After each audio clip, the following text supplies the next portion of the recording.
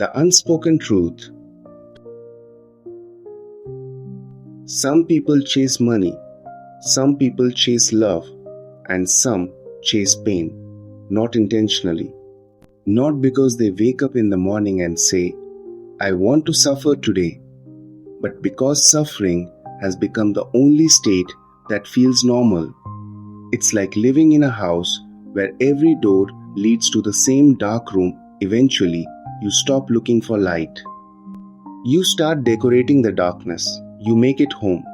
Here's the part that stings. You can become addicted to suffering the same way someone gets addicted to a drug, not because it feels good, but because you can't imagine who you'd be without it. How the addiction begins. It usually starts with survival. A chaotic childhood, unstable relationships, betrayals that taught you to always expect the knife in your back.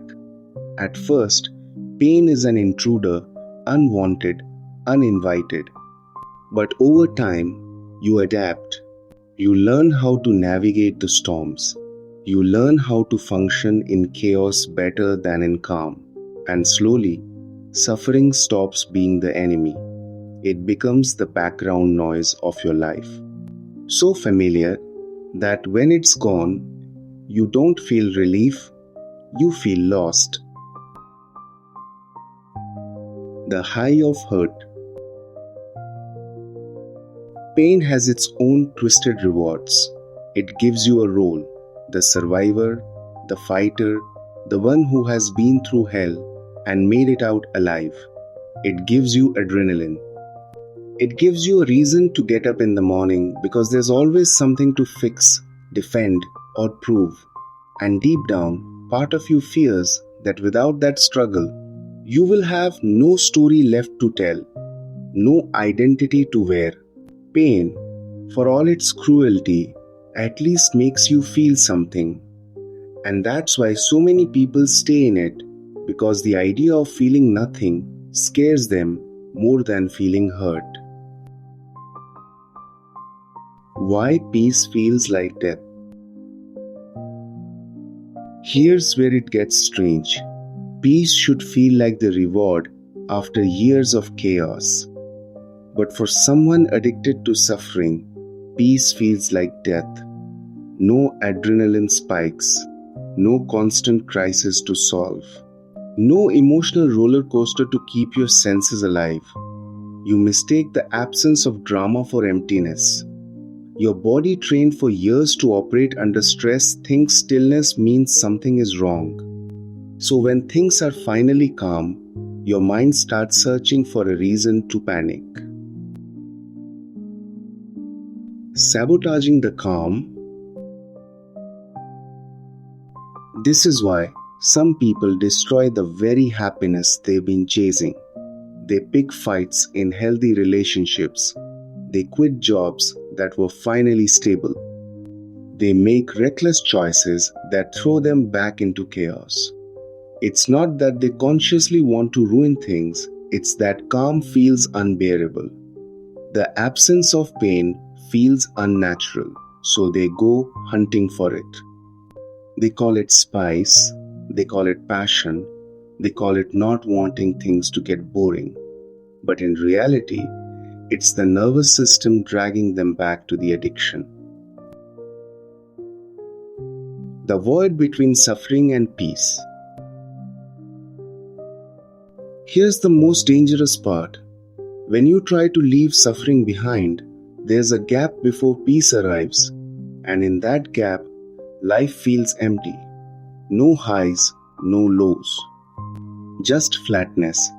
It's like detoxing from a drug. The first stage isn't bliss, it's withdrawal. Your emotions are dull, your energy feels off, and the silence feels suffocating. Most people can't handle this stage. They mistake it for lifelessness and run straight back to the chaos. But the truth is, this is where your system is recalibrating. And if you can survive this stage, you give yourself the chance to finally live without constant pain. Breaking the cycle. Breaking the addiction to suffering requires conscious, repeated choice. It's not a one-time decision. Every day, you'll feel the pull to check an old wound, to stir drama, to re-enter toxic patterns just to feel the rush. But you have to resist. Not once, not twice, every time. You have to let the craving pass without feeding it. And at first, that will feel like killing a part of yourself. Because you are killing a part of yourself, the part that only knows how to live in pain. Learning peace as a language. Peace is not just the absence of pain, it's a whole new language you've never spoken before. At first, you won't understand it. It will feel slow, maybe even boring, but stay in it long enough and you start noticing the details. Conversations that don't turn into arguments. Days where nothing explodes and yet still feel good. Love that doesn't come with fear. Peace doesn't scream for your attention. It quietly fills the spaces where pain used to live. Who you become without pain. When you stop defining yourself by pain, a strange question appears. Who am I without my suffering? And the answer is, you are possibility.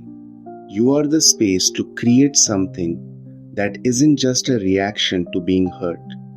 You stop living in defense mode and start living in creation mode. The old story dies, and in its place, a new one is written not out of survival but out of choice. The final choice. The addiction to suffering will call you back. It will tempt you with the rush of chaos, the familiarity of pain, the drama that feels like life. And you will have to choose again and again between the storm that feels like home and the calm that feels like death. But if you stay in the calm long enough, you'll realize something profound. Peace was never death. It was life without the chains.